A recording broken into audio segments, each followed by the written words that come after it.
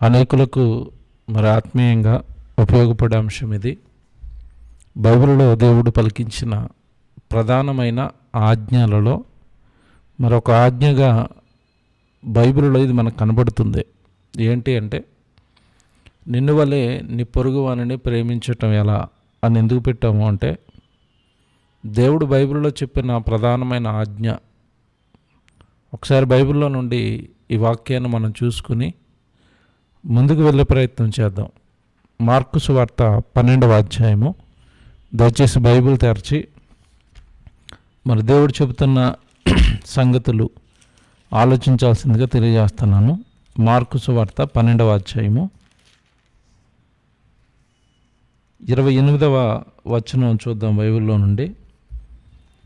Mark సువార్త 12వ అధ్యాయము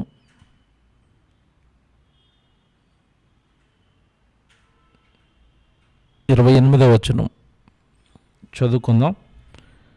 శాస్త్రులలో ఒకడు వచ్చి వారు తర్కించుట విని ఆయన వారికి బాగుగా ఉత్తరమిచ్చానని గ్రహించి, ఆజ్ఞలన్నిటిలో ప్రధానమైనది ఏదని ఆయన అడిగాను.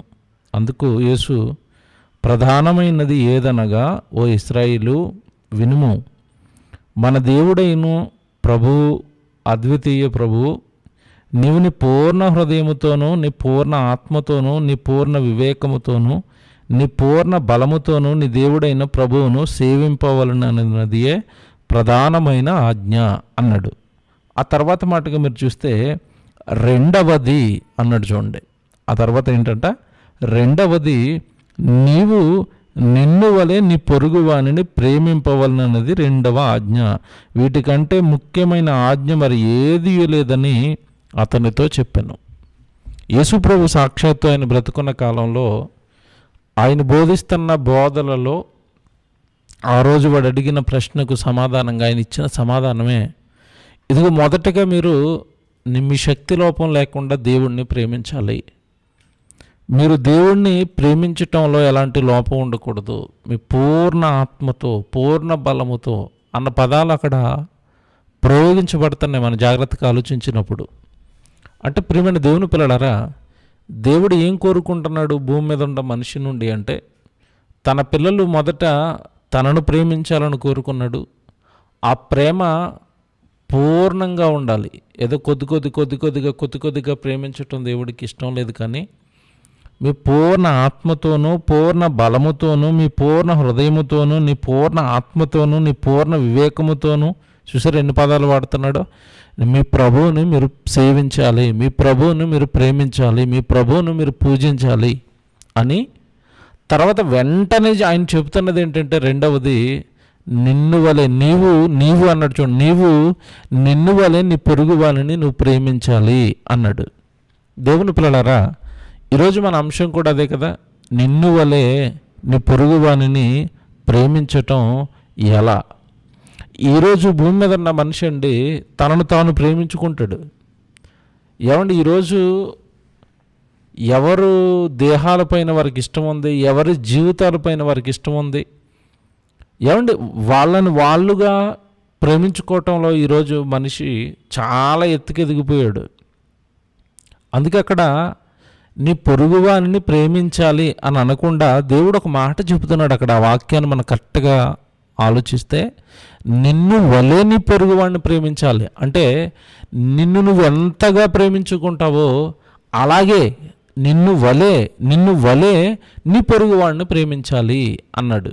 దేవుని పిల్లలరా, ఈరోజు భూమి మీద ఉన్న మానవుడండి అన్నిటికంటే తనను తాను ప్రేమించుకుంటాడు. ఈరోజు చూడండి, మనిషి తాను బాగుండడం కొరకు ఎన్ని హత్యలైనా చేస్తాడండి. తన సుఖాల కొరకు, తన సంతోషాల కొరకు, తన ఆనందాల కొరకు ఎవరిని చంపడానికైనా సిద్ధపడతాడు, ఎవరిని మోసం చేయడానికైనా సిద్ధపడతాడు. ఏమండి, ఈరోజు భూమి మీద ఉన్న మానవులు అలాంటి హృదయాలతో, కల్మషమైన హృదయాలతో నిండిపోయి ఉన్నారు. అందుకే బైబిలు లేదా క్రైస్తవుడు, క్రీస్తును నమ్మిన వారు ఈ ప్రపంచానికి ఒక మాదిరిగా కనపడాలి అన్న ఉద్దేశంతో దేవుడు ఈ మాటలు రాయిస్తున్నాడండి. నువ్వు ఒక మాదిరిగా ఉండాలి. నిన్ను చూసి ప్రపంచం నివ్వెరపోవాలి.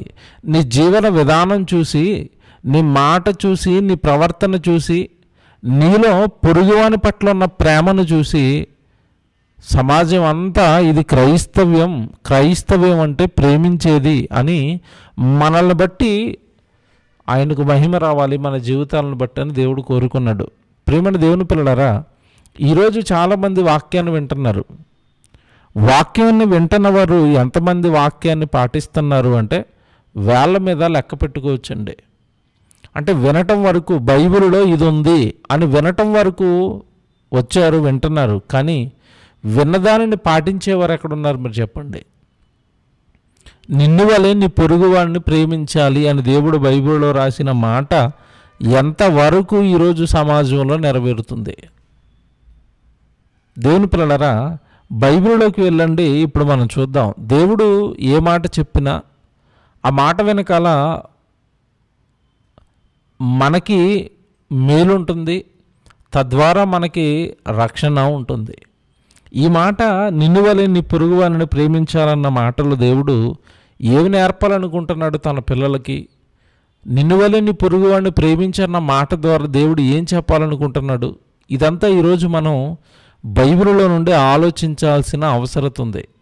ప్రియమైన దేవుని పిల్లలారా, ఒకసారి బైబిల్లోకి వెళ్ళి మరొక మాట ఇలాంటి సేమ్, ఈ పొరుగువారిని ప్రేమించాలి ఖచ్చితంగానని బైబిల్లో రాయబడిన మరొక మాట చూద్దాం. తర్వాత అసలు ఈ భాగాన్ని మనం చాలా జాగ్రత్తగా ఆలోచించాలి. ఎలా ఆలోచించాలి అంటే, నిన్ను వలె నీ పొరుగువారిని ప్రేమించు అని దేవుడు బైబిల్లో రాయించిన తర్వాత ఇప్పుడు మనకు అక్కడ అర్థం కావాల్సింది ఏంటంటే, అసలు మనకి పొరుగు వాళ్ళు ఎవరు, ప్రేమించటం ఎలా?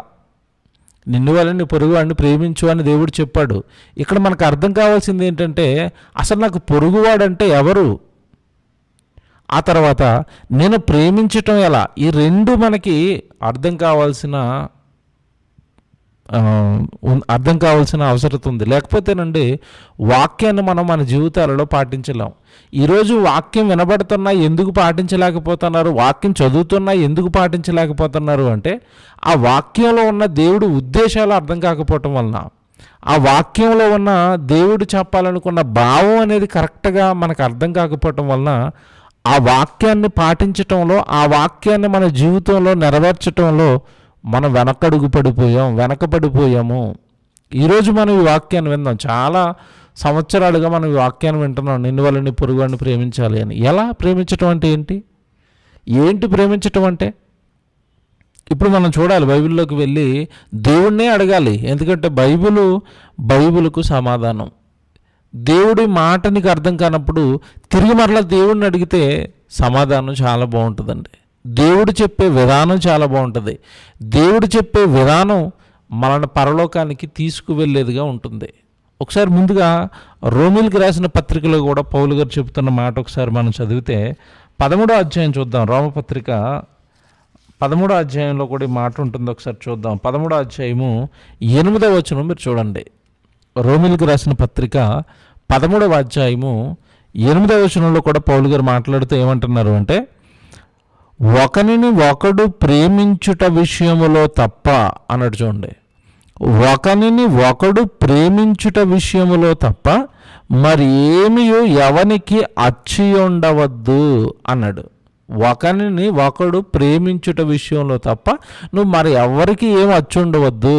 తర్వాత అంటున్నాడు, పొరుగువానిని ప్రేమించువాడే ధర్మశాస్త్రమును నెరవేర్చువాడు అన్నాడు. చూసారు ఎంత బాగుందో? అసలు నువ్వు ధర్మశాస్త్రాన్ని, బైబిల్ను నెరవేరుస్తున్నాడు, బైబిల్ ప్రకారం బ్రతుకుతున్నవాడు ఎవడు అంటే, ఇదిగో పొరుగువానిని ప్రేమించేవాడే బైబిల్ను నెరవేరుస్తున్నవాడు. మేము చాలా కాలం విశ్వాసులు అండి, మేము బాప్తిసం తీసుకొని చాలా రోజులు అయిపోయిందండి, నాకు నేనుగా ఒంటిగా ఉండిపోతానండి. చాలామంది ఉంటారండి, ఎవరితోనూ కలవరు, వాళ్ళ జీవితాలు వాళ్ళవే, వాళ్ళ భక్తి వాళ్ళదే. ఇదేంటిది? పొరుగువాడిని నువ్వు ప్రేమించినప్పుడు, పొరుగువాడిపై నువ్వు ఏ ప్రేమ నువ్వు చూపించినప్పుడు నా మట్టుకు నేను ఉండిపోతానంటే ఒక ఉపమానం చెప్పాడు. ఒంటిగా ఉండిపోయిన వారి ఉపమానం, రోకలు ఇచ్చిన ఉపమానం మీకు తెలిసేది అందరికీ. యేసుప్రభు చెప్పిన ఉపమానం. దేవుని పిల్లలారా, ప్రేమించాలి, నువ్వు ఒకరినొకరు ప్రేమించాలి. ప్రేమించిన వాడే బైబిల్ను నెరవేర్చినవాడు. ఇక్కడ ఒక మాట చెబుతాడు కిందకి వెళ్ళేసరికి. ఎందుకు ఈ మాట అంటున్నాడు అంటే, మీరు తర్వాత మాట చదివితే 9వ వచనంలో, ఎలయనగా వ్యభిచరించవద్దు, నరహత్య చేయవద్దు, దొంగిలవద్దు, ఆశించవద్దు అనునవియు మరి ఏ ఆజ్ఞ అయినను ఉన్న ఎడల అదియు నిన్ను వలె నీ పొరుగు వానిని ప్రేమింపవలనని వాక్యములో సంక్షేపముగా ఇమిడి ఉన్నవి. తన పొరుగువానిని ప్రేమ పొరుగువానికి కీడు చేయదు గనుక ప్రేమ కలిగి ఉండుట ధర్మశాస్త్రమును నెరవేర్చుట. ఎంత బాగుంది చూసారా? ఇప్పుడు నువ్వు ప్రేమించటం అంటే ఏంటి? నువ్వు పొరుగువాడిని ప్రేమించటం అంటే ఏంటి అంటే, ఇక్కడ ఒక మాట చెబుతున్నాడు, పొరుగువాడిని ప్రేమించిన వాడు కీడు చేయడు. ఏమంటే ఆ వ్యక్తి మీద ప్రేమ ఉంటే ఆ వ్యక్తికి సంబంధించిన ఆస్తిని కానీ ఆ వ్యక్తికి సంబంధించినవి కానీ ఎందుకు దొంగతనం చేస్తారు? దొంగతనం చేయరు కదండి. దొంగతనం చెయ్యకూడదు. అలా ఉన్నవాడు దొంగతనం చెయ్యడు. ధర్మశాస్త్రాన్ని ప్రేమించిన వాడు దొంగతనం చెయ్యలేడు, ధర్మశాస్త్రాన్ని పాటించిన వాడు. ఎందుకంటే ఆ ధర్మశాస్త్రం ఏం చెప్తుందంటే, నిన్ను వాళ్ళని పొరుగు వాడిని ప్రేమించు. వాడి మీద ప్రేమ ఉంటే వాడి కాజేయాలని ఎందుకంటాడు అనుకుంటాడండి. వాడి మీద ప్రేమ ఉంటే వాడి భార్య మీద ఎందుకండి కన్నేస్తారు? వాడి మీద ప్రేమ ఉంటే వాడి ఆస్తిని ఎందుకండి దొంగిలించాలని చూస్తారు? ఏమండి, ఈరోజు మీరు సమాజాన్ని చూడండి. ఈరోజు ప్రస్తుతం ఉన్న ఈ సమాజాన్ని మనం చూస్తున్నప్పుడు ఎంత దారుణంగా ఉందో తెలుసండి. సమాజం ఎక్కడ కూడానండి ప్రేమలు లేని సమాజం అండి. ప్రేమలు లేని సమాజం ఇది. ఈరోజున్న ఈ సమాజాన్ని మీరు చూస్తే ఎక్కడండి ప్రేమ కనబడుతుంది? ఈరోజు వార్త చూశానండి ఒకటి.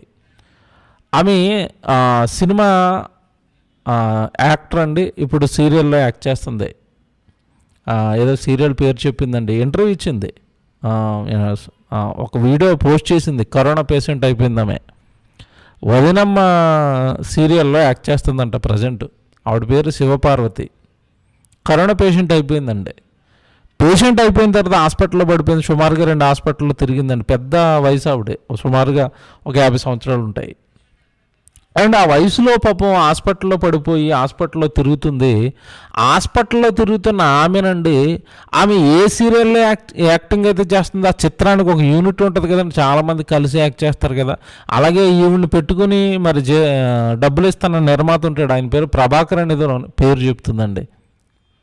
ఇదిగో నన్ను ఈరోజు పట్టించుకునేవారు లేరు. కనీసం నాకు ఫోన్ చేసి హాస్పిటల్లో ఉన్న నన్ను పలకరించే వాళ్ళు లేరు ఎవరు. కరోనా వచ్చింది, ఉన్నానా, చనిపోయానని పలకరించే వాళ్ళు లేరు. కానీ ఆ సీరియల్లో యాక్ట్ చేస్తానంతసేపు నా చుట్టూ జనం. ఏమంటే నాకు సన్మానాలు చేశారు, నన్ను మైకులెట్టి మాట్లాడించారు. కానీ ఈరోజు నన్ను కనీసం పలకరించే వాళ్ళు, ఎలా ఉన్నావు అని నన్ను పలకరించే వాళ్ళు లేరు అని ఆవిడ బాధపడుతూ వీడియో పెట్టిందండి. ఏమైపోయారు నా తోటి యాక్టర్లంతా? ఏమైపోయారు నా చుట్టూ పనిచేసిన వాళ్ళంతా? ఇదే నా ప్రేమ అంటే? ఇలాగే విడిచిపెట్టేస్తారా కష్టకాలంలో అని బాధపడుతుంది. చివరికి నిర్మాత అయిన ఎవరైతే నిర్మాత ఉన్నాడో ఆ నిర్మాత కూడా కనీసం నన్ను సరిగా పలకరించలేదు, నన్ను పట్టించుకోలేదు, నాకు సహాయం చేయలేదు అని బాధపడుతుందండి ఆవిడ మాటలు చూసినప్పుడు నిజమనిపించింది. నిజమే, ఈరోజు సమాజంలో నుండి ఉన్న ప్రేమలన్నీ కూడా అవసరాలపైన కట్టుకున్న కోటలండి అవి. మళ్ళా చెప్తున్నా, జాగ్రత్తగా గమనించండి ప్రసంగం వింటున్న వాళ్ళంతా. లోకంలో ఈరోజు మనిషి చూపిస్తున్న ప్రేమలన్నీ కూడా వాళ్ళ అవసరతలు తీర్చుకోవడానికి, వాళ్ళ అవసరాలపైన కట్టుకున్న కోటలు ఈరోజు ప్రేమగా కనబడుతున్నాయి. ఆ అవసరం ఎప్పుడైతే తీరిపోయిందో నీ మీద ప్రేమ ఉండదు, ఏమీ ఉండదు. అవసరాన్ని బట్టి ప్రేమ చూపిస్తున్నారండి. ఆమె అవసరం కనుక ప్రేమగా ఉన్నట్టుగా నటిస్తారు. ఇది ఈరోజు మనుషుల్లో నిండుకుపోయిన ప్రేమ అండి. కల్మషంతో కూడిన ప్రేమ, కుట్రలతో కూడిన ప్రేమ, అవసరతలతో కూడిన ప్రేమ. ఈ ప్రేమను దేవుడు అస్సలు ఒప్పుకోడండి. హృదయపూర్వకంగా నీ తోటివాడిని, నీ పొరుగువాడిని ప్రేమించాలి. ఒకే తండ్రి పిల్లలం కదా మనమంతా, మన పరలోకపు తండ్రి పిల్లలం కదా మనమంతా. నీ తోటివాడు నీకు సహోదరుడు కదా, నీకు అన్న అవుతాడు, నీకు అక్క అవుతుంది, నీకు చెల్లి అవుతుంది. వాళ్ళెందుకు నువ్వు మోసం చేయాలనుకుంటున్నావు? వాళ్ళు నువ్వు ప్రేమించాలి అని చెప్పాడు. దేవుని పిల్లలారా, ఒకసారి మన బైబిల్లోకి వెళ్ళి ఈ రెండింటిని మనం విడగొట్టాలండి. ఎందుకంటే దేవుడు మనం పొరుగువాడిని ప్రేమించడం అంటే అసలు పొరుగు వాళ్ళు ఎవరో తెలియాలి, వాళ్ళు ఎలా ప్రేమించాలో తెలియాలి. అప్పుడు ఈ వాక్యాన్ని మన జీవితాలలో పాటించగలుగుతాం. ముందుగా మనకు అర్థం కావాల్సింది ఏంటంటే, బైబిల్లో మనం చాలాసార్లు చదువుకుంటామండి, నా తలంపులు మీ తలంపుల వంటివి కావు. ఎందుకు ఈ మాట జ్ఞాపకం చేస్తున్నాను అంటే, పొరుగువారు అనగానే ఈరోజు చాలామంది ఏమనుకున్నారంటే, రోడ్ల పక్కన ఉన్న వాళ్ళు లేదంటే అనాథలు వీళ్ళంతా మన పొరుగు వాళ్ళు అండి, వాళ్ళకి ఏదో ప్రేమించడం అంటే ఒక పండు ఇచ్చేయాలి, ఏమంటే ఒక మనకి తోచిన మనకి మిగిలిపోయిన దాంట్లో దానం ఒక అన్నం పెట్టేయాలి, ఏమంటే ఒక సాలువ కప్పి ఒక బెడ్షీట్ ఇచ్చేయాలి, ఒక బ్రెడ్ ముక్క ఇచ్చేయాలి, లేదంటే ఒక పూట అన్నం పెట్టాలి, లేదంటే ఒక రైస్ బ్యాగ్ ఇవ్వాలి, ఇదే ప్రేమించడం అనుకుని ప్రేమ అనుకున్నారు. నిజానికి ఇది ప్రేమే, కాదనటం లేదు. కానీ దేవుడు చెప్పిన ప్రేమ ఇదేనా? ఇంతవరకు చేస్తే దేవుడు నిన్ను ప్రేమించావని అంటాడా? దేవుడు ఇమ్మన్నాడు, పేదలకు సహాయం చేయమన్నాడు, తప్పు కదా అది. కానీ ఇక్కడ వరకు నువ్వు ఆగిపోయి నేను ఏదో ప్రేమించేశాను అనుకోవటం బైబిల్ను సంపూర్తి చేయటం మాత్రం కాదు. ఇప్పుడు మన బైబిల్లోకి వెళ్ళి ముందుగా అసలు పొరుగువాడంటే ఎవడని చెబుతున్నాడు దేవుడు బైబిల్లో మనం చూడాలి. మనకి ఏమంటే లోకంలో చూసినప్పుడు మనుషుల ఆలోచనలు ఎలా ఉంటాయంటే, మీ పొరుగు దేశం ఏదండి అనేసరికి పాకిస్తాన్ పేరు చెప్తారు, చైనా పేరు, అది భారతదేశానికి అది పొరుగు దేశం అండి.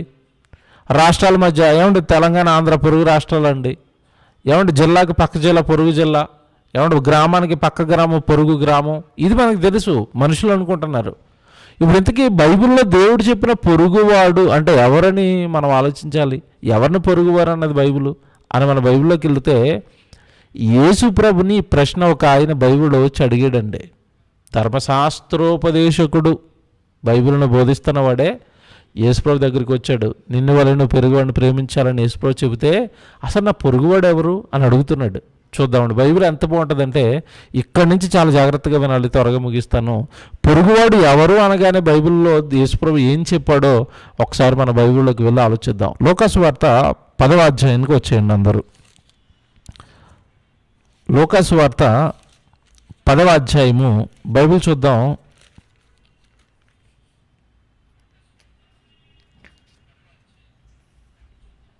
లూకాసు వార్త 10వ అధ్యాయము 25వ వచనం నుంచి మనం చూసినప్పుడు ఒక మంచి సంగతి దేవుడు చెప్తాడండి. లూకాసు వార్త 10వ అధ్యాయము 25వ వచనం నుంచి చూద్దాం. ఇదిగో ఒకప్పుడు ధర్మశాస్త్రోపదేశకుడు లేచి, బోధకుడా, నిత్య జీవమునకు వారసుడగుటకు నేనేమి చేయవలనని ఆయన శోధించుచు అడిగాను. చూసారా, శోధిస్తూ అడుగుతున్నాడు. నేర్చుకునే క్యారెక్టర్ కాదు ఇది.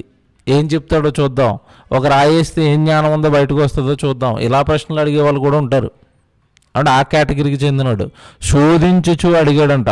అప్పుడు అందుకు ఆయన, ధర్మశాస్త్రం అందేమి వ్రాయబడి ఉన్నది, నీవేమి చదువుచున్నావని అతన్ని అడగగా, అతడు, నీ దేవుడైన ప్రభువును నీ పూర్ణ హృదయముతోనూ, నీ పూర్ణ మనస్సుతోనూ, నీ పూర్ణ శక్తితోనూ, నీ పూర్ణ వివేకముతోనూ ప్రేమింపవలననియు, నిన్ను వలె నీ పొరుగు వాళ్ళని ప్రేమింపవలననియు వ్రాయబడి ఉన్నదని చెప్పును. అందుకు ఆయన, నీవు సరిగా ఉత్తరం ఇచ్చితివి, అలాగున చేయుము, అప్పుడు నీవు జీవించదవని వానితో చెప్పాను. ఆ తర్వాత అంటున్నాడు 29వ వచనం, అయితే తాను నీతిమంతుడైనట్లు కనబరచుకొనగోరి అతడు, అవును గాని నా పొరుగువాడు ఎవడని యేసును అడిగాను. మీరు అండర్లైన్ చేసుకోండి. అసలు ఎవరు నాకు పొరుగువాడు? నువ్వు నిన్ను వల్ల నీ పొరుగువాడిని ప్రేమించాలి అని బైబిల్లో చెప్పింది అంటున్నావు, నేను ప్రేమిస్తాను, ఇంతకీ నా పొరుగువాడు ఎవరు అని అడుగుతున్నాడు. ఇప్పుడు మీరు జాగ్రత్తగా చూడాలి. యేసు ప్రభు చెబుతున్న ఒక మంచి సంగతి ఉంటుందండి. కిందకి వెళ్ళేసరికి 30వ వచనం చూస్తే, అందుకు యేసు ఇట్లా, నేను ఒక మనుషుడు యెరూషలేము నుండి యెరికో పట్టణమునకు దిగి వెళ్ళొచ్చు దొంగల చేతిలో చిక్కిపోయాడు. వారు అతనిలో బట్టలు దోచుకొని అతను కొట్టి కొన ప్రాణంతో విడిచిపోయారు. ఈ సందర్భాన్ని చాలా జాగ్రత్తగా ఆలోచించాలండి. ఏంటి సందర్భం అంటే, యెరూషలేము నుంచి బయలుదేరి వెళ్తున్నాడు, మధ్యలో దొంగలు కొట్టారు, పడేశారు కొన ప్రాణంతో. యెరూషలేము నుంచి బయలుదేరి వెళ్తున్నాడంటే ఇతను ఖచ్చితంగా ఇశ్రాయేలు అయి ఉంటాడు. అయితే ఆ తర్వాత మాట మీరు చూస్తే, అప్పుడు ఒక యాజకుడు ఆ త్రోవను వెళ్ళుట తటస్థించెను, అతడు అతన్ని చూసి పక్కగా పోయాను అన్నది చూడండి. యాజకుడు వెళుతున్నాడంట. ఆ వెళుతున్న ఆ యాజకుడు ఏం జరిగింది అంటే, అక్కడ రోడ్డు పక్కనే దెబ్బలతో గాయాలతో పడి ఉన్నవాడిని చూసి కూడా వెళ్ళిపోతున్నాడంట. యాజకుడు అంటే ఎవరు చెప్పండి? దేవుడు పక్షాన దేవుడు కొరకు సేవలో ఉన్నవాడు యాజకుడే వాడిని పట్టించుకోకుండా వెళ్ళిపోతున్నాడంట. అయిపోయింది. తర్వాత ఇంకొక మాట చెప్తాడు చూడండి, అలాగనే లేవీయుడు ఒకడు ఆ చోటుకి వచ్చి పక్కగా పోయాను. తర్వాత నెక్స్ట్ ఎవరు వచ్చారు? మళ్ళా లేవీయుడు వచ్చాడు. అతను కూడా పట్టించుకోలేదంట, వెళ్ళిపోయాడు. లేవీయుడు అంటే ఇతను ఇశ్రాయేలీయుడే. ఆ తర్వాత మాట మీరు చూస్తే, అయితే ఒక సమరయుడు ప్రయాణమైపోవచ్చు, అతడు పడి ఉన్న చోటికి వచ్చి అతన్ని చూచి అతని మీద జాలిపడి దగ్గరికి పోయి నూనెయు ద్రాక్షారసమును పోసి అతని గాయములకు కట్టి తన వాహనం మీద ఎక్కించి ఒక పూటకోలవాని ఇంటికి తీసుకుని పోయి అతనిని పరామర్శించెను అనంద చూడండి. చూసారా, ఇప్పుడు ముందు యాజకుడు వచ్చాడు వెళ్ళిపోయాడు, ఆ తర్వాత లేవీడు వచ్చాడు వెళ్ళిపోయాడు, ఆ తర్వాత వచ్చిన వ్యక్తి ఎవరంటే ఇదిగోనండి సమరయుడు వచ్చాడు, చూశాడు, అతని బాధని తీసుకున్నాడు, రథంలోనికి ఎక్కించుకున్నాడు, ఏమంటే ప్రథమ చికిత్స చేశాడు. ఆ కాలంలో పూటకోళ్ళ వల్ల అంటే ఆ కాలంలో ఉన్న చిన్నపాటి హాస్పిటల్స్ అవి, సత్రాలు అనేవారు, పూటకోళ్ళ ఇల్లులు అనేవారు, అక్కడికి చేర్చాడు, అక్కడ చిన్న వైద్యం చేసేవారు, అలాగే అన్నం పెట్టేవారు. ఒకప్పుడున్న హాస్టల్స్ ఒక మాటలో మనకు అర్థం కావాలంటే అక్కడికి చేర్చాడండి. ఆ చేర్చిన తర్వాత ఒక మాట చూడండి మీరు, మరునాడు అతను 2 దానారములు తీసి ఆ పూటకోళ్ళవానికి ఇచ్చి అతన్ని పరామర్శించి నీకు ఇంకా ఏమైనా ఖర్చు అయిన ఎడల నేను మరలా వచ్చినప్పుడు అది నీకు తీర్చేదనని అతనితో చెప్పిపోయాను. చూసారా, అక్కడ కనబడిన ఆ వ్యక్తి గురించి ఇతడు చేస్తున్న త్యాగం ఎంత బాగుందో మీరు ఆలోచించండి. పూటకోళ్ళవానికి ఇచ్చిన తర్వాత ఖర్చు అతనే పెట్టాడు ఖర్చు. నీకు ఇంకా ఏమైనా ఇతని విషయంలో ఖర్చు అయితే నేను మరలా తిరిగి వస్తాను, అప్పుడు నీకు ఇస్తాను అంటున్నాడు. చూసారండి, అంత ప్రేమ కలిగిన వాడండి. అంటే రోడ్డు పక్కన పడిపోయిన వాడి గురించి నాకెందుకు అని ఆలోచించకుండా ఎంత త్యాగం చేస్తున్నాడో, ఎంత ఏమండి అతను బాధ్యత తీసుకుంటున్నాడో మీరు ఆలోచించండి. ఇకపోతే తర్వాత జరిగింది మీరు చూస్తే, కాగా దొంగల చేతిలో చిక్కిన వానికి ముగ్గురులో ఎవడ పొరుగువానవునని నీకు తోచుచున్నదని యేసుని అడగగా అతడు అతని మీద జాలిపడిన వాడే అనను. ఈ ముగ్గురులో ఎవరు పొరుగువాడుగా నీకు తోచుచున్నది పడిపోయిన వాడి కంటే అతని మీద జాలిపడిన వాడే. ఇంతకీ ఎవరు జాలిపడ్డాడు? సమరయుడు, మంచి సమరయుడు అండి. ఇకపోతే ఆ మాట చూస్తే తర్వాత అందుకు యేసు నీవును వెళ్ళి అలాగు చేయమని అతనితో చెప్పాడు. ఇప్పుడు ఈ ముగ్గురులో ఎవరో పొరుగువాడు అవుతాడు నాకు అని వేసిన ప్రశ్నకు యేసుక్రీస్తుల వారు ఇచ్చిన సమాధానం ఏంటంటే, పొరుగువాడు అనగానే ఇదిగో ఈ సమరయుడు అక్కడ పడిన వానికి పొరుగువాడు అవుతాడు అన్నాడు. పొరుగువాడు అనగానే ఇక్కడ మనకు అర్థమైంది ఏంటంటే, ఈ పడిపోయిన వాడు కానివ్వండి, అతన్ని చూసి విడిచి వెళ్ళిపోయిన మిగతా ఇద్దరు కానివ్వండి, వీళ్ళంతా ఇశ్రాయేలీలు. కానీ ఈ వైద్యాన్ని ఏదైతే అందించాడో అతను ఎవరు అంటే సమరయుడు. ఎవరు ఈ సమరయులు అనగానే బైబిల్ ప్రకారం మనకు తెలుసు, వీళ్ళు అప్పటికి అన్యజనులుగా డిక్లేర్ అయిపోయి అన్యజనులుగా పిలువబడుతున్నారండి. సమరయులు అనగానే అన్యజనులుగా పిలువబడుతున్నారు. వీళ్ళు నిజానికి ఒకప్పుడు మిశ్రిత జనం. సమరయులో అక్కడున్న జాతులతో కలిసిపోయిన ఒకనాటి ఇశ్రాయేలీలే ఇక చివరికి వాళ్ళతో మిశ్రితమైపోయి మిశ్రిత జనాంగంగా మారిపోయి వీళ్ళకి అన్యుల కేటగిరీ అన్య జనాంగంగా మారిపోయారు. యూదులు వీళ్ళని అసలు దగ్గరికి రానిచ్చేవారు. మీకు తెలుసు కదండి పాత చరిత్ర, వీళ్ళ చరిత్ర పెద్దది. మళ్ళీ సమరయులు ఎవరైనా ఆలోచించాలంటే చరిత్ర పెద్దది. మళ్ళీ ఇశ్రాయేల్ 2గా విడిపోయారు. వాళ్ళకేమో షోమ్రోను రాజధాని, వీళ్ళకేమో యెరూషలేం రాజధాని. యెరూషలేంలో యూదులు ఉన్నారు, అక్కడేమో ఇశ్రాయేలు ఉండేవారు. ఆ చరిత్ర మనకు తెలుసు. ఆ ఇశ్రాయేల్ రాజ్యం అనేది పట్టుబడిపోయింది. ముందు అష్షూరీయులు చెరపట్టేశారు. ఆ అష్షూరీయులు చెరపట్టేసిన తర్వాత చెరపట్టిన వాళ్ళు ఏం చేశారు అంటే మిగతా అన్ని జనులతో వీళ్ళని కలిపేశారు అక్కడ బానిసత్వంలో. అప్పుడు ఇశ్రాయేల్ అంతా వీళ్ళు సెపరేట్గా ఉండకుండా అన్ని జాతులతో కలిసిపోయి వీళ్ళు ఒకటైపోయాడు. వీళ్ళు ఇశ్రాయేల్ కాస్త ఆ జనాంగంతో మిశ్రితం అయిపోయి కలిసిపోయారు. అలా వీళ్ళు తర్వాత వీళ్ళకి వచ్చిన పేరు ఏంటంటే షోమ్రోను కాస్త సమరయగా పిలువబడింది. అక్కడున్న ఈ జనాంగం అంతటికి సమరయ అని పేరు వచ్చేసింది. వీళ్ళు అన్య జాతుల కేటగిరీలోకి వెళ్ళిపోయారు. యూదులు అసలు వీళ్ళని దగ్గరికి రానివ్వరు. మీకు తెలుసు చరిత్రలో మీరు చదువుకుంటున్నప్పుడు సుకాన్ అనే ఊరిలో యేసుక్రీస్తుల వారు ప్రయాణం చేస్తున్నప్పుడు సమరయ అక్కడ యాకోబు బావి దగ్గర కూర్చున్నప్పుడు సమరయ స్త్రీ ఒక ఆవిడ వస్తుంది. ఆ వచ్చినప్పుడు దాహాన్ని గడిగినప్పుడు ఆవిడ అన్న మాట మీకు తెలుసు, యూదుడివైన నువ్వు మమ్మల్ని ఎందుకు అడుగుతున్నావు, అసలు మమ్మల్ని దగ్గరికి రానివ్వరు కదా మీ యూదులు అని అడుగుతున్న సందర్భం మనకు తెలుసు. అంటే మనకేమర్థం అవుతుంది అంటే వీళ్ళు అన్యజనులు వీళ్ళంతా. ఇప్పుడు మనకు అర్థమైంది ఏంటంటే ఎవడు నా పొరుగువాడు అనేసరికి ఏం చెప్తున్నాడు అంటే ఇదిగో ఒక సమరయుడు ఇశ్రాయేలుడికి పొరుగువాడు అని చెప్పేశాడు. పొరుగువాడు అనగానే సమరయుడు ఇశ్రాయేలుకి పొరుగువాడు అంటే దేవుని పిల్లలకి ఆ రోజు దేవుడిని నమ్మని అన్య జనాంగంగా మారిపోయిన వాళ్ళు పొరుగు వాళ్ళు అని చెప్పాడు. దేవుని పిల్లలారా, ఇప్పుడు మనకు అర్థమైంది ఏంటంటే పొరుగువాడు అనగా ఎవరో అర్థమైంది. ఇప్పుడు మనకి ఇంకా అర్థం అవ్వాల్సింది ఏంటంటే అసలు మరి ప్రేమించటం ఎలాగా? ప్రేమించటం ఎలాగా?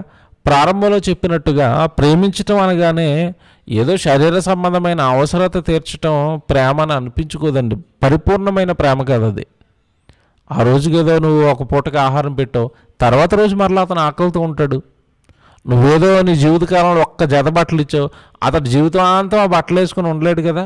కొద్ది రోజులు వస్తాయి, తర్వాత చిరిగిపోతాయి. కానీ ఇది పరిపూర్ణమైన ప్రేమ కాదు. మరి ఏంటి ప్రేమించటం అంటే? ఎలాగండి ప్రేమించాలి? ప్రేమకు పరిపూర్ణమైన అర్థం ఏంటి? బైబిల్లో ఒక మాట ఉంటుంది, ప్రేమ శాశ్వత కాలముండును అన్న మాట మనం చదువుకుంటాం. మరి ఇప్పుడు నువ్వు ఒక పండు అతని చేతిలో పెట్టి ఇదే ప్రేమ అంటే ఆ పండు ఎంతకాలం ఉంటుంది? శాశ్వత కాలం ఉంటుందా? యేసుక్రీస్తులో చెప్పిన ఒక మాట ఉంది, ఆత్మయే జీవింపజేయుచున్నది, శరీరం కేవలం నిష్ప్రయోజనము అంటాడు. అంటే ఈ శరీరానికి ఇచ్చేవి కొద్ది కాలం నువ్వు చూపించే ప్రేమ, కొద్దిపాటి ప్రేమ. అది ఏంటండి శాశ్వతమైన ప్రేమ? ఇప్పుడు ఈ శరీరానికి నువ్వు ఏది చేసావో అది శరీరం ఉన్నంతకాలం అతను గుర్తుంటుంది. ఇంకా దారుణం ఏంటంటే మనిషి అంత గుర్తు పెట్టుకునే అంత కృతజ్ఞత కలిగిన మనుషులు ఈ రోజుల్లో ఉన్నారంటే తక్కువే. ఈరోజు మనుషులకి కృతజ్ఞత ఉండదండి. ఈరోజు మనుషులకి ప్రేమ ఉండదు. ఈరోజు మనుషులకి ఏమండి చేసిన దాన్ని గుర్తుపెట్టుకుని కృతజ్ఞతగా జీవితకాలం గుర్తుపెట్టుకునేంత మంచి మనసులు కూడా ఈరోజు ఉన్న మనుషులకి లేవు. అవసరం తీరేంత వరకు అంటుపెట్టుకుని ఉంటారు. అవసరం తీరగానే ఏమండి ఏ వ్యక్తి వలన అతడు బాగుపడ్డాడో ఆ వ్యక్తిని దూషించే మనస్తత్వానికి ఈరోజు సాతాను మనుషుల యొక్క హృదయాలను మార్చింది. దేవుని పిల్లలారా, ఇప్పుడు మీరు బైబిల్లోకి వెళ్ళి చాలా జాగ్రత్తగా మనం చూడాలి. అసలు ఏంటి ప్రేమ అంటే? ఒక మాట బైబిల్లో పౌలు గారు దీని గురించి స్పష్టమైన వివరణ పౌలు గారు ఇచ్చారండి. అసలు నిన్ను వలే నీ పొరుగువాడిని ప్రేమించటం అంటే, పొరుగువాడు అనగానే ఇశ్రాయేలుకు సమరయుడు పొరుగువాడైతే ఈరోజు క్రైస్తవులుగా దేవుణ్ణి విశ్వసించిన వారుగా దేవుణ్ణి ఎరిగిన వారుగా మనకెవరు పొరుగువారంటే, ఆనాడున్న ఇశ్రాయేలుకి సమరయులు పొరుగు వాళ్ళైతే ఈరోజున్న మనకు క్రైస్తవులకు అన్యజనులు పొరుగు వాళ్ళు. ఇప్పుడు మరి పొరుగు వాళ్ళు అన్యజనులు అయినప్పుడు ఆ పొరుగువాడికి నువ్వేదో పండిస్తేనో నువ్వు ఒక బట్ట ఇచ్చేస్తేనో అయిపోయిందని చేతులు దులుపుకుంటే అది ప్రేమ అనుకుంటే పొరపాటు. అంటే నిన్ను వలే నీ పొరుగువాడిని ప్రేమించు అన్నాడు దేవుడు. నిన్ను వలే నీ పొరుగువాడిని ప్రేమించు. నువ్వు గుడికి వెళ్ళిపోతావు, నువ్వు పాటలు పాడతావు, నువ్వు పరలోకం కొరకు ఎదురు చూస్తున్నావు, నువ్వు జ్ఞానాన్ని సంపాదించేసావు, నీకు వాక్యం తెలుసు, మరణం తర్వాత జీవితం ఉందని తెలుసు, ఈ సంగతులన్నీ నీకు తెలుసు. మరి నీకు పొరుగువాడు అన్యజనుడైనప్పుడు వాడి చేతిలో పండు పెట్టేసి ఇది ప్రేమ అంటే ఎలాగా? ఈ సంగతులన్నీ వాడికి చెప్పవా? వాడి నెత్తి మీద ఒక పెద్ద ప్రమాదం ఉంది. ఏంటా ప్రమాదం? మరణం తర్వాత పాతాళం అనేది వాడిని పట్టుకుంటుంది. కారణం ప్రభువుని నమ్మలేదు గనుక, ప్రభువుని ఎరగలేదు గనుక, ప్రభులోనికి రాలేదు గనుక, ప్రభువుని విశ్వసించలేదు గనుక. అంతటి ప్రమాదం వాడి నెత్తి మీద ఉందని తెలిసి కూడా ఒక పండెట్టి ప్రేమ అంటే ఎలాగా? అంతటి ప్రమాదం వాడి నెత్తి మీద ఉందని తెలిసి కూడా నువ్వేదో చిన్నపాటి నీళ్ళు ఇచ్చి నేను ప్రేమించేశాను అంటే ఎలాగా? నిన్ను వలే నీ పొరుగువాడిని ప్రేమించు, నిన్ను వలే నీ పొరుగువాడిని ప్రేమించు. నిన్ను నువ్వెంత ప్రేమించుకుంటావో అంతే నువ్వు ఎదురుగ్గా ఉన్నవాడిని ప్రేమించాలి. ఎలా ప్రేమించటం అంటే? శరీర సంబంధమైనవిచ్చి దానితో పాటు అతడి ఆత్మ కొన్న ప్రమాదాన్ని కూడా తప్పించే ప్రయత్నం నువ్వు చేయటమే అతడిని నిజంగా నువ్వు ప్రేమించటం. అతడి మీద నువ్వు పరిపూర్ణమైన ప్రేమకు చిహ్నం ఇదే. ఏంటి అన్నప్పుడు మరణం తర్వాత శరీరం అయితే ఉండేది కొద్ది కాలం, 60-70 సంవత్సరాల కాలం. ఆ తర్వాత అతడు పెద్ద ప్రమాదంలోకి జారిపోబోతున్నాడు, పాతాళం. అతడి ఆత్మ కలకాలం అక్కడ కాలిపోబోతుంది. అది నువ్వు గ్రహిస్తే, అది నువ్వు నమ్మితే, నీ ఎదురుగ్గా ఉన్న నీ పొరుగువాడి విషయంలో ఆ ఆత్మను రక్షించే ప్రయత్నం నువ్వు చేయటమే నిన్ను వలే నీ పొరుగువాడిని ప్రేమించటం. నీ ఆత్మను రక్షించుకోవడానికి నువ్వు ప్రభు దగ్గరికి వచ్చేసావు. మరి అతని ఆత్మకు బాధ్యులు ఎవరు? అతన్ని ఎవరు ప్రేమిస్తారు? అతనికి ఎవరు చెబుతారు ప్రభు గురించి? బైబిల్లో చూద్దాం. పౌలు గారు అంటున్న ఒక మాట ఇప్పుడు మన బైబిల్లో చూడాలి. పౌలు గారు అంటున్న మాట మీరు చూస్తే, కొరింథీయులకు రాసిన మొదటి పత్రిక, దయచేసి అందరూ బైబిల్లో చూసి ముందుకు వెళదాం. కొరింథీయులకు రాసిన మొదటి పత్రిక, కొరింథీయులకు రాసిన మొదటి పత్రిక 13వ అధ్యాయానికి చూద్దామండి. 13వ అధ్యాయంలో చూస్తే ఒక మంచి మాట ఆయన నోట మనకి దేవుడు రాయించారండి. 13వ అధ్యాయము, కొరింథీయులకు రాసిన మొదటి పత్రిక 13వ అధ్యాయము. ఏమంటే మొదటి నుంచి చూద్దాం. కొరింథీయులకు రాసిన మొదటి పత్రిక 13వ అధ్యాయము మొదటి వచనం నుంచి మనం చదువుకుంటూ వెళ్దాం. చాలా జాగ్రత్తగా వినండి. ఏమంటున్నాడు అంటే, మనుషుల భాషలతోనూ దేవదూతల భాషలతోనూ నేను మాట్లాడినను, ప్రేమ లేనివాడనైతే మ్రోగిడి కంచును గనగనలాడు తాళమునయుందును అనేసాడు. చూడండి ఎంత మంచి మాట అండి ఇది. మళ్ళా చదువుతున్నాను. మనుషుల భాషలతోనూ దేవదూతల భాషలతోనూ నేను మాట్లాడినను, ప్రేమ లేని వాడనైతే మ్రోగెడు కంచును గనగనలాడు తాళమునయుందును. నాకు ఎంత జ్ఞానం ఉన్నా, దేవదూతల భాష వచ్చేసినా నాకు ఉండాల్సింది ఏంటంటే మొట్టమొదట ప్రేమ అన్నాడు. ధర్మశాస్త్రాన్ని బాగా పఠించిన వాడండి పౌలు గారు. ఆయన చెబుతున్నాడు అనుభవంతో, ఆయన చెబుతున్నాడు జ్ఞానంతో, ఆయన చెబుతున్నాడు దేవుడిచ్చిన పరిశుద్ధాత్మ ప్రేరణతో. ఏమంటే జ్ఞానం ఉంటే సరిపోదండి, ప్రవచనాలు చెప్పేస్తే సరిపోదండి, ప్రేమ ఉండాలి అన్నాడు. ఆ తర్వాత మాట మీరు చూస్తేనండి, ఆ తర్వాత మాట 2వ వచనంలో, ప్రవచించు కృపావరము కలిగి మర్మములన్నిటినీ జ్ఞానమంతయు ఎరిగిన వాడనైనను, కొండలు పెకలింపగల పరిపూర్ణ విశ్వాసము గలవాడనైనను, ప్రేమ లేని వాడనైతే నేను వ్యర్థుడను. చూసారా, విశ్వాసం విషయంలో కూడా ఎంతటి విశ్వాసం ఉందంటే, ఇదిగో కొండలను ప్రకలింప చేయగలిగినంత విశ్వాసం ఉంది నాకు. ఇంత విశ్వాసం ఉన్నా, ఏమంటే ప్రవచనాలు చెప్పేసే వరాలున్నా, ఏదున్నా చివరికైనా ఒక దగ్గరికి తీసుకొస్తున్నాడు, ప్రేమ ఉండాలి, ప్రేమ ఉండాలి, ప్రేమ ఉండాలి, ప్రేమ ఉండాలి. చూసారండి ఏంటి మరి ఇప్పుడు ఇవన్నీ ప్రేమ కాదా అంటే ప్రేమ కాదండి. నువ్వెంత గొప్పవాడువో నీ మాటల్లో తెలుస్తుంది. నువ్వెంత గొప్పవాడువో, నువ్వెంత గొప్పగా అవతల వ్యక్తిని ప్రేమిస్తున్నావో నీ క్రియల్లో తెలుస్తుందండి.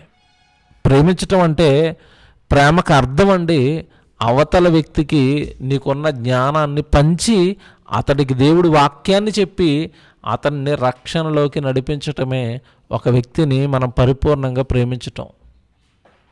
ఒక మాటలో మీకు బాగా అర్థమైపోయేటట్టుగా చెప్పాలి అంటే, వాక్యం చెప్పి సహోదరుడిని దేవుడిలోనికి నడిపించటమే, ఒక అన్యజనుడికి దేవుడి మాటను చెప్పి, దేవుడి వాక్యాన్ని చెప్పి దేవుడి వైపు నడిపించటమే అసలైన ప్రేమకు అర్థం అండి. దేవుని పిల్లలారా, ఇప్పుడు మీరు బాగా ఆలోచించండి. కిందకి వెళ్ళేసరికి ఒక మాట చెప్తాడు చూడండి. మీరు 7వ వచనం చూడండి. కింద 7వ వచనం చూస్తే, 7వ వచనం మీరు చూస్తేనండి, అన్నిటికీ తాలుకొనును, 7వ వచనం, అన్నిటినీ తాలుకొనును, అన్నిటినీ నమ్మును, అన్నిటినీ నిరీక్షించును, అన్నిటినీ ఓర్చును, ప్రేమ శాశ్వత కాలముండును అన్నాడు. చూడండి, ప్రేమ అనేది శాశ్వత కాలం ఉండేది. మరి ఇప్పుడు నువ్వు శరీరానికి చేస్తే, శరీరానికి నువ్వు చూపించినది ప్రేమ అనుకుంటే అది ఎంతకాలం ఉంటుంది? ఆ శరీరం ఉన్నంతకాలం. ఆ శరీరం ఎల్లకాలం ఉంటుందని చెప్పాడు యేసుప్రభు. అంటే ఆత్మయే జీవింపజేయుచున్నది, శరీరం కేవలం నిష్ప్రయోజనం. అంటే ప్రయోజనకరమైన ఎప్పుడు ఉండే శరీరానికి ఆత్మకు నువ్వు చేయటమే అతని వ్యక్తిని నువ్వు ప్రేమించటం అండి. అసలైన ప్రేమకు అర్థం ఇదే.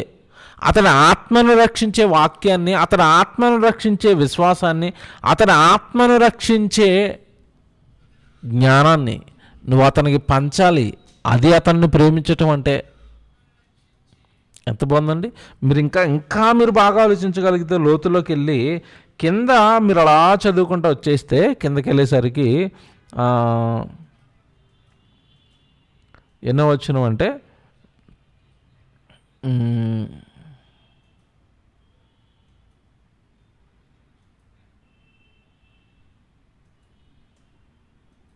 7వ వచనం ఒకసారి చదువుదామండి. 7వ వచనం మీరు చదివితే,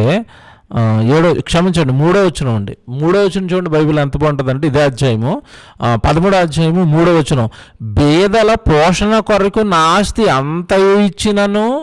3వ వచనం చూడండి ఎంత బాగుందో, బేదల పోషణ కొరకు నా ఆస్తి అంతయు ఇచ్చినను, కాల్చబడుటకు నా శరీరమును అప్పగించినను, ప్రేమ లేని వాడనైతే నాకు ప్రయోజనమేమీ లేదు. అబ్బా, ఇది బాగా ఆలోచించాలండి. బేదల పోషణ కొరకు నా ఆస్తి అంతయో ఇచ్చినను. ఏమంటే ఈరోజు భూమి మీద ఉన్న మనుషులు ఎవరైనా ఆస్తి మొత్తం ఇచ్చేస్తారా బేదల పోషణ కొరకు? ఉన్న దాంట్లో కాస్త ఒక వస్తే మిగిలింది ఆళ్ళకి పంచుతారండి. అది పంచే, ఎన్ని ఫోటోలు అండి, అది పంచే, ఎంత పబ్లిసిటీ అండి, అది పంచే, ఏదో గొప్ప కార్యాలు చేసినట్టుగా. ఏమండి ఎంత పబ్లిసిటీ చేసుకుంటారండి ఈరోజు. దేవుని పిల్లలారా, పౌలు గారు అంటున్నారు, బేదల పోషణ కొరకు నా ఆస్తి అంత ఇచ్చేసినా, కాల్చబడుటకు చివరికి నా శరీరాన్ని వాళ్ళ కొరకు ఇచ్చేసినా, ప్రేమ లేని వాడనైతే నాకు ఏమి ప్రయోజనం? అంటే నువ్వు బేదల పోషణ కొరకు ఏదో ఇచ్చిన ఏదో పెద్ద ప్రేమామూర్తిని అనుకుంటున్నావు. కాదు అంటున్నాడు పౌలు గారు. అది శరీర సంబంధమైన ప్రేమ, కొద్ది కాలం ఉండే ప్రేమ. పరిపూర్ణమైన ప్రేమ అంటే అతని ఆత్మకు నువ్వు చేసేది, అతడి ఆత్మను రాబోయే ప్రమాదం నుండి తప్పించడానికి అతని కొరకు నువ్వు చేసేది, అతని ప్రభు వైపు నడిపించేది అసలైన ప్రేమకు అర్థం అని చెప్తున్నాడు.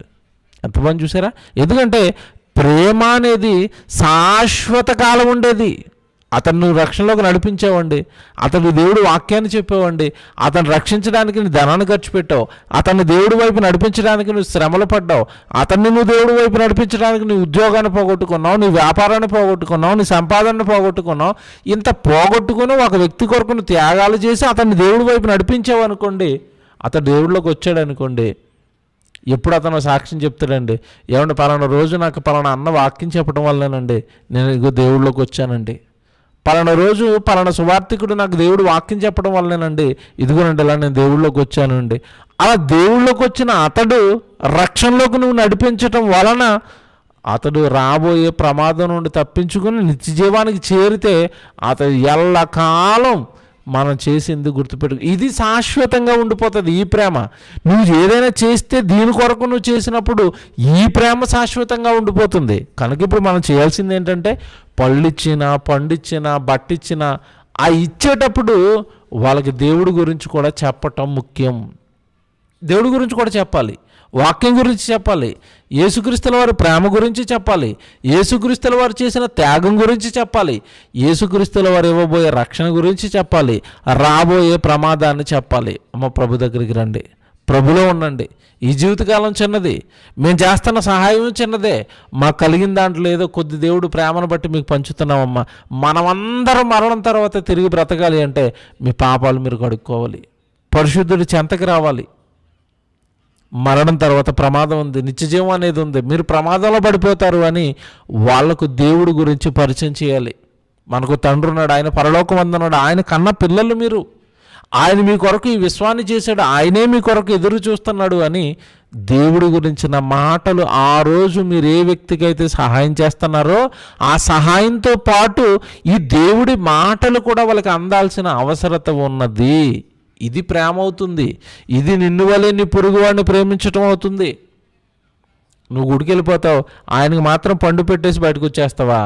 నువ్వు గుడికి వెళ్ళిపోతావు, హాస్పిటల్లోకి వెళ్ళి 2 రగ్గులు మాత్రం వాళ్ళకి ఇచ్చేసి వచ్చేస్తావా? వాళ్ళని తీసుకురావా దేవుడి దగ్గరికి?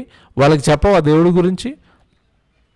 నువ్వు రక్షణలోకి వచ్చినప్పుడు అతడు రక్షణ లేకుండా వెళ్ళిపోతున్నాడు కదా ప్రమాదంలోకి, రక్షణను అతనికి పరిచయం చేయవా? దేవుడిని నమ్ముకోవాలని చెప్పవా? ఎన్ని మాటలు ఎంత బాగుంది చూసారండి పౌలు గారు చెప్తున్న మాట. మళ్ళీ చదువుతాను, ఇప్పుడు మీకు కరెక్ట్గా అర్థమవుతుంది. 3వ వచనం మళ్ళీ చదవండి. కొరింథీయులకు రాసిన మొదటి పత్రిక 13వ అధ్యాయం 3వ వచనం మళ్ళీ చదువుతున్నాను. బేదల పోషణ కొరకు నా ఆస్తి అంతయు ఇచ్చినను, కాల్చబడుటకు నా శరీరమును అప్పగించినను, ప్రేమ లేని వాడనైతే నాకు ఏమి ప్రయోజనము? ప్రేమ దీర్ఘకాలము సహించును. ప్రేమ అనేది దీర్ఘకాలం ఉండేది. సరే, ఎంత బాగుంది చూసారా బైబిల్. నిన్ను వలె నీ పొరుగువాడిని ప్రేమించడం అంటే ఏంటి అంటే, పొరుగువాడు అనగానే ఈరోజు క్రైస్తవులకు పొరుగువాడు అన్యజనుడు. ప్రేమించటం అంటే అతడికి నువ్వు వాక్యాన్ని చెప్పి ప్రభులోనికి నడిపించటం. నిన్ను వలె నీ పొరుగువాడిని ప్రేమించు, నిన్ను వలె నీ పొరుగువాడిని ప్రేమించు. ఆ వాక్యం ఎంత అర్థం ఉందండి. ఏమంటే ఈరోజు వాక్యాలు వాక్యాలు వాక్యాలు వాక్యాలు వింటున్నారు, చదువుతున్నారు. మరి ఆ వాక్యంలో ఉన్న పూర్తి దేవుడు ఉద్దేశాలు నీకు అర్థమైతేనే కానీ ఆ వాక్యాన్ని నీ జీవితంలో పండించలేవు, ఆ వాక్యాన్ని నీ జీవితంలో పాటించలేవు. పొరుగుడిని ప్రేమించడం అంటే ఇంత ఉంది. మరి ఆ వాక్యంలో అర్థం అంతుంది. అలా చెప్పారు చూసారా పౌలు గారు. చివరిగా ఓ మాట చూపిస్తాను. యోహాను సువార్త 21వ అధ్యాయం చూడండి, త్వరగా ముగించుకుందాము. యోహాను సువార్త 21వ అధ్యాయం మీరు చూస్తే 21వ అధ్యాయము 15వ వచనం మీరు చూడండి. యోహాను సువార్త 21వ అధ్యాయము 15వ వచనంలో ప్రభు మాట్లాడుతున్న మాట చూడండి. వారు భోజనం చేసిన తర్వాత యేసు సీమోను పేతురును చూచి, యోహాను కుమారుడైన సీమోను, వీరికంటే నీవు నన్ను ఎక్కువగా ప్రేమించుచున్నావా అని అడగగా అతడు, అవును ప్రభువా, నేను నిన్ను ప్రేమించుచున్నానని నీవే ఎరుగుదవని ఆయనతో చెప్పాను.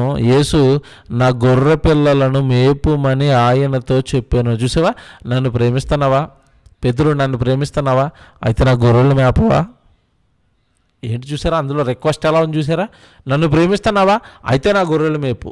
ప్రారంభంలో చెప్పిన 2 ఆజ్ఞలు మీకు జ్ఞాపకం రావాలి. ఏంటి? ఎవడైనా ముందు నన్ను ప్రేమించాలి, ఆ దానితో పాటు నిన్ను వలె నీ పొరుగువాడిని ప్రేమించాలి. ఇక్కడ యేసుప్రభు అంటున్నాడు, పేతురు నువ్వు నన్ను ప్రేమిస్తున్నావా, నన్ను ప్రేమిస్తే నా మనసులో ఏముందంటే, ఇదిగో నా పిల్లలను ప్రేమించవా, ఆ గొర్రె పిల్లలను ప్రేమించవా.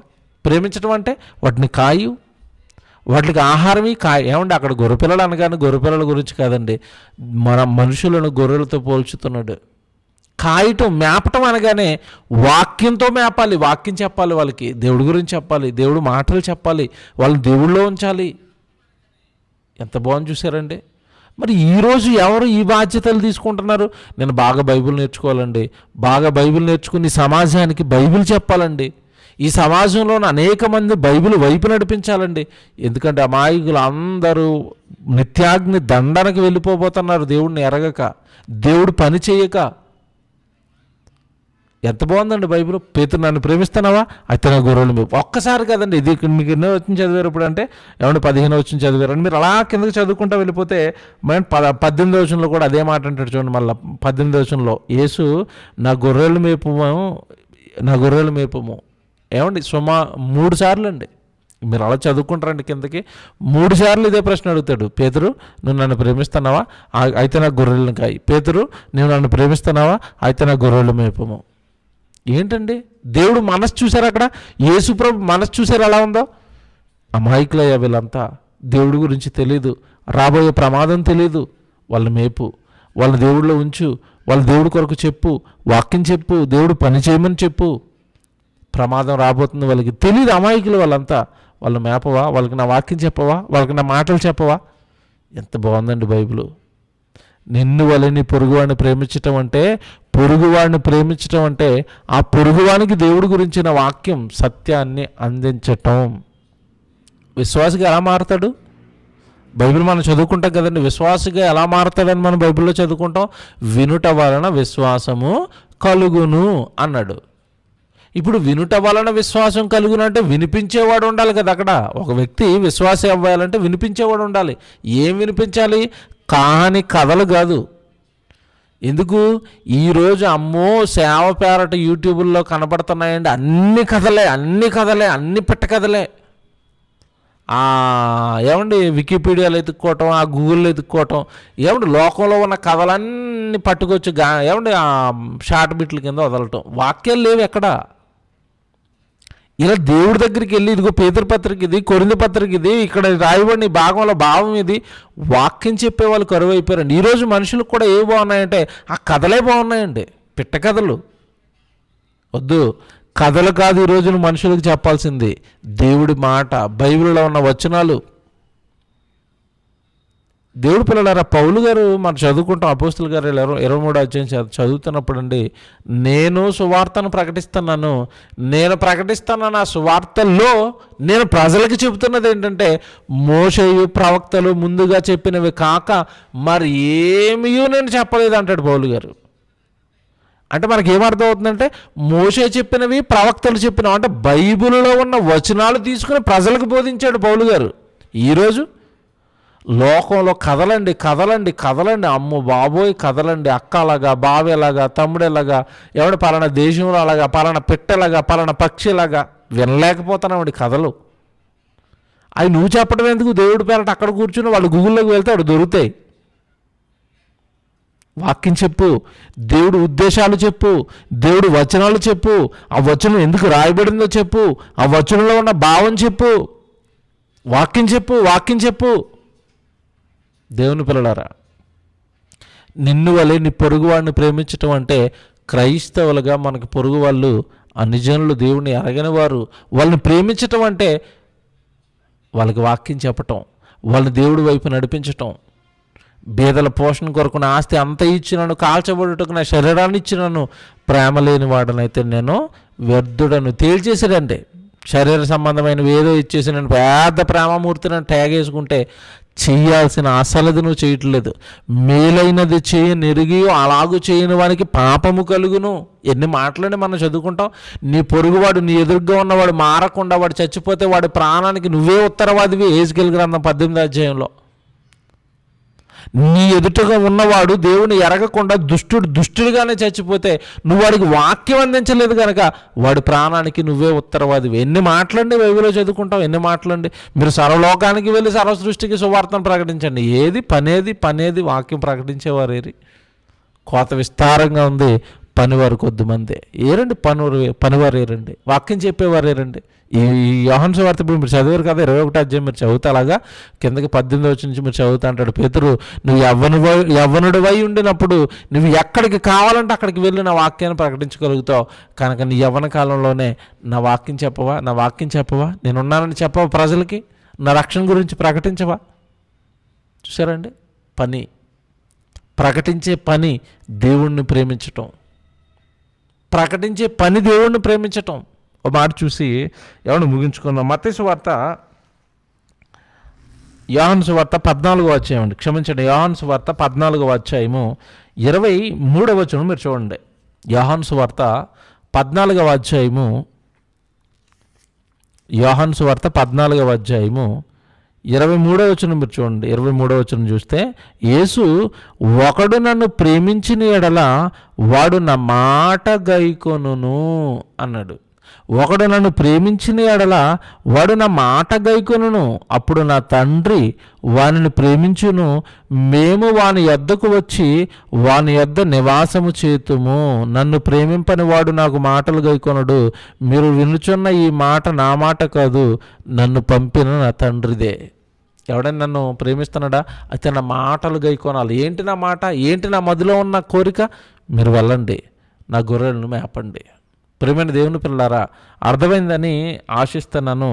నిన్ను వలె నీ పొరుగువాడిని ప్రేమించటం అనగానే దేవుడు బైబిల్లో చెప్పింది ఏంటంటే, పొరుగువాడు అనగానే దేవుడిని నమ్మనివాడు, ప్రేమించటం అనగానే అతడి ఆత్మను రక్షించే వాక్యాన్ని అతని యొద్దకు తీసుకుని వెళ్ళటమే నిన్ను వలె నీ పొరుగువాడిని ప్రేమించటం.